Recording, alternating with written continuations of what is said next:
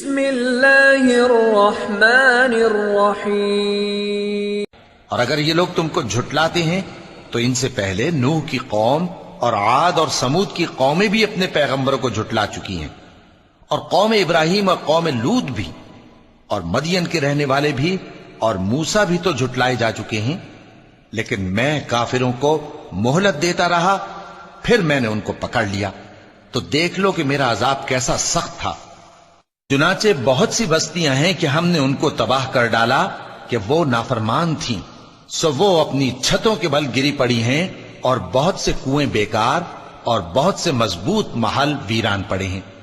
سو کیا ان لوگوں نے ملک میں سیر نہیں کی تاکہ ان کے دل ایسے ہوتے کہ ان سے سمجھ سکتے، اور کان ایسے ہوتے کہ ان سے سن سکتے؟ بات یہ ہے کہ آنکھیں اندھی نہیں ہوتی، بلکہ دل جو سینوں میں ہیں وہ اندھے ہو جاتے ہیں۔